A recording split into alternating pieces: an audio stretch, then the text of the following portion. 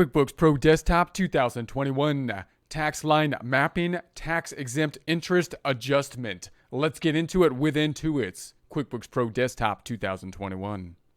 Here we are in our S-Corp test file. We currently have our open windows open. You can open the open windows by going to the View dropdown, selecting the Open Windows list.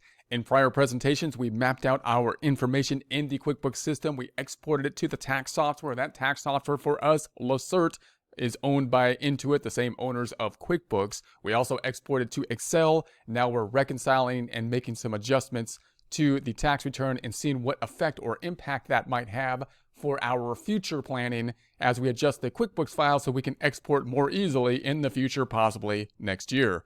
So we're going to go back on over to our sheet here, and we're going to say that one of these items, or let's take a look at it in the tax return first. We said that we had this adjusting item down below, which was exported beautifully into the system on page 3 for interest. So we had this interest item, which is going to be one of the adjusting items, and it mapped over here nicely. But now we're going to say that part of this was interest that shouldn't be going here, but should actually be tax exempt interest, which we want to take out of here, and we want to put it into an M1 adjustment. So let's see what happened first by going back to QuickBooks and say, okay, what happened here? If I go to the lists drop down and I go to the chart of accounts, then I'm going to say we have an interest income account, which is an other income account. If I right click on it and edit it, we're going to say, let's edit that account.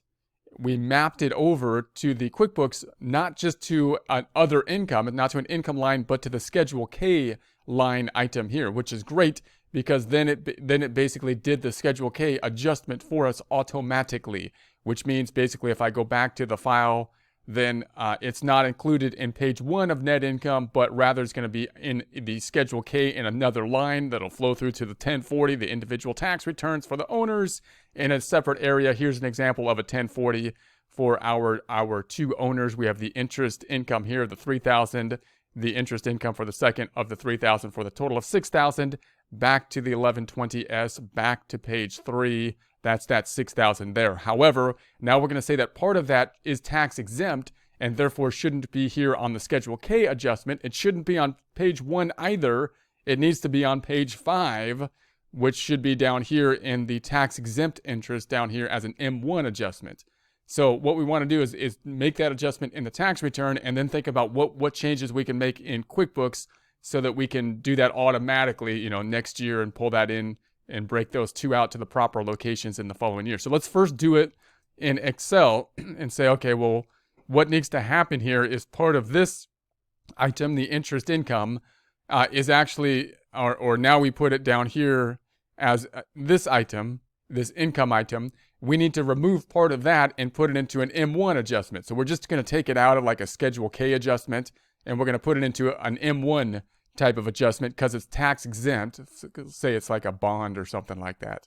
So all we're doing is taking it from one thing that's already not included in the net income down here and putting it in another thing that won't be included in the net income on page 1 of the tax return, but it will not be also included on the Schedule K, but rather be on the M1 as a non-taxable item.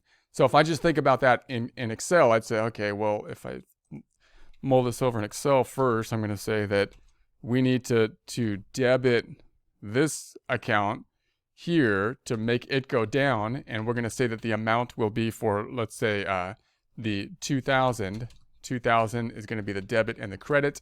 So if I double click on this and just post it as we go, I'm going to say plus, and we'll pick up that 2,000 and enter. So it goes down to 4,000, and then I'm going to make another account, which will then be an M1 adjustment down here. Right click. I'm going to select these items, right click and insert. We're going to pull the cells down.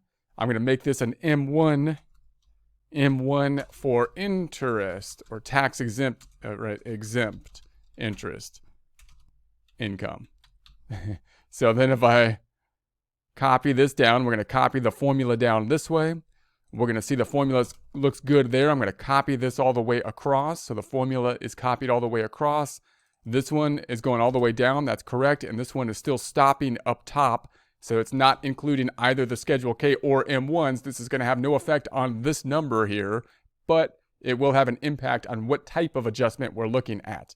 So then the other side, I'm going to say this is going to be going to the M1 interest income. Let's say interest income.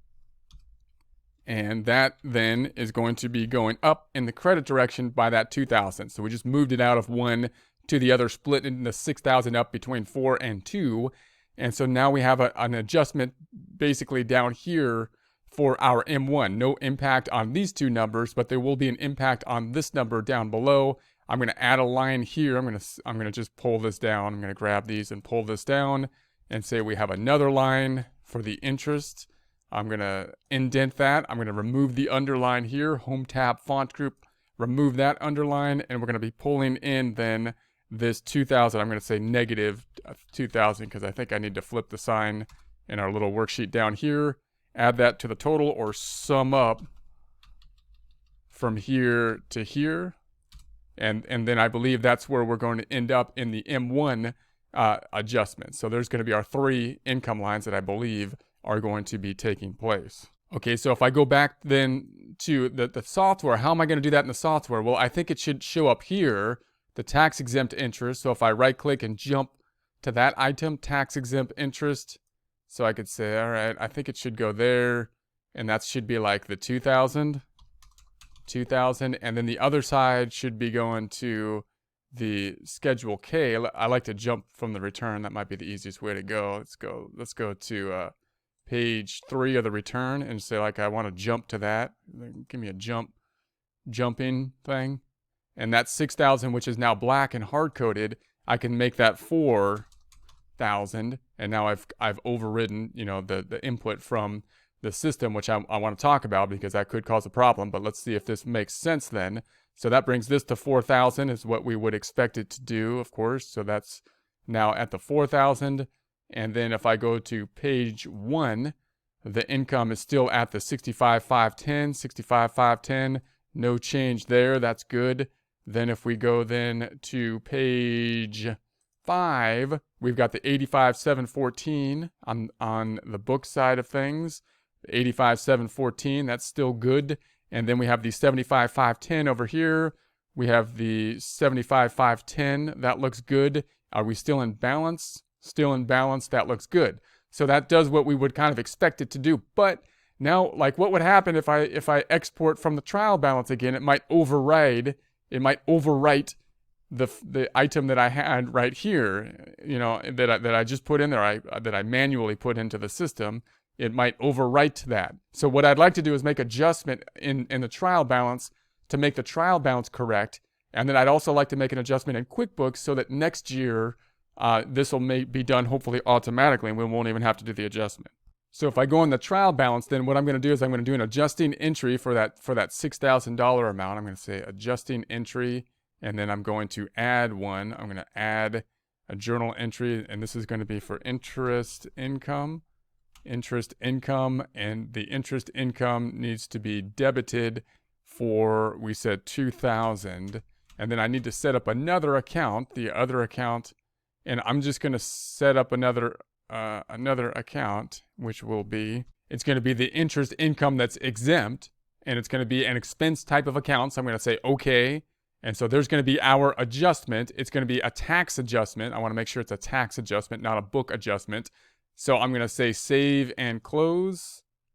And so then closing that back out. Then, so there's our adjustment. If I go then to the tax line mapping item, now we have this tax exempt income of the 2,000, and I set it up as an expense account. It should be an income account, really. Let's go back to the first page of the trial balance, and this 2,000 that I set up, I need to make it an income type of account. So I'm going to select this item, and I'm going to change it from expense to revenue. So it's a revenue type of account. Okay, then I'm going to go back to the tax line mapping. And so now I've got the interest income exempt. It's a 2,000. Now we could map this, even though we already hard coded it. I might want to map this. If I leave it the way it is, then I can just leave my data input and it won't overwrite it because it's not going anywhere. But I could then say, well, maybe I want to map that and see if I can map it to the to that M1 adjustment. So I'm going to put it here. I'm going to try to map it there and see what happens. So I hit the little checkbox up top so I can see more items, and then I went down to the M1 adjustment, and then it bounced me back over here. I went down to the M1 adjustment, which is right there, and then we're going to put it down here to the interest income, which now has that 2,000 in it. So it should be mapping there. So I'm going to say, okay, let's close that then. So we've got that mapped out, and the other one is still going to where we want it to go, but now it's at 4,000. So when it overwrites, it shouldn't overwrite what is already there.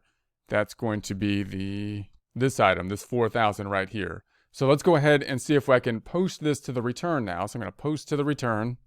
So here are the changes. I'm going to say okay, and then I'm going to go back to the tax return. So now it looks like it got entered 2 times. If I go back in here, then I would typically check, and I'd say, okay, was my balance sheet in balance? That might be the first place to look. No. So then I'm going to go to the M1 down here and say, all right, well now what happened? Because it has to be this entry I entered because it was in balance a second ago. So this 4,000, this should be 2,000. So now it's 4,000. It got entered twice. So if I jump to the data input and I say, okay, let's check out what happened. Now I have this item for the tax exempt interest. It's in there twice, right? I got the 2,000 that came from the return, and then I got the 2,000 that I hard coded that I put in there myself. So I'm going to delete this one, and I'm going to let that one pull in, and I'm going to say okay, and then go back to the forms and go back to page 4, and then we're going to say, all right, does this look good now? So now we're back in balance. That looks good. So now it's pulling over. And if I go to page 2 or page 3, then we have this item that's pulling over correctly here. If I go to the data input screen for that one, jump to the data input screen, and I want to go to that interest income, now it's back to black. It's not blue anymore. So I didn't hard code it. It's all just pulling in from our trial balance. And so that's good. So it won't override or mess anything up then if I change something in the trial balance and import it again. So then if I go back to the forms, now I want to change it in QuickBooks and say, well, what could I do so next year this will be done properly next year? So I could say, well, I want to make another account, and I want to add this account, which is going to be the interest income for the tax exempt. So I'm going to add an account. I'm going to say new account, and it's going to be an exempt. No, it's going to be an other income type of account. Let's not do the expense thing again. Other income. And then it's going to be, I'm going to say interest income tax exempt. So tax exempt interest income. And then down here, it's not going to be an other income. It's not going to be a Schedule K type of item. It needs to be an M1 adjustment. So we need to see if we can get an M1 item. So I think this is the one we can use. We got Schedule M1 income on books, not on return. So I think that's as specific as they have here. So we'll choose that one, and then that one next year, hopefully, it should then pull out. Obviously, when we post the interest income, we'll have to break it out between that which should be in this account that pulls on the Schedule K, and that which would be in this account, and that would pull to the M1 when we export this information next year. So we got it, we planned it out in Excel, we got it set up in Excel, then we adjusted it in the software. I first adjusted it by hard coding it into the data input screen. And then I thought about, okay, let's think about what would happen if I make the adjustment on the trial balance so I can import it into the data input screen so that I don't have anything hard coded in there, so that anytime I import from the trial balance, it should be good. And then we just double check that everything's fine. That's how I would move forward with any more complex adjustment, because if you do multiple adjustments at one time, it gets confusing. And if you're going to keep importing from the trial balance, you don't want it to overwrite anything. You want to be concentrated on just one new kind of weird thing like this, changing from one, adjusting account of Schedule K to an M1 at a time, so that you can concentrate on just one thing at a time.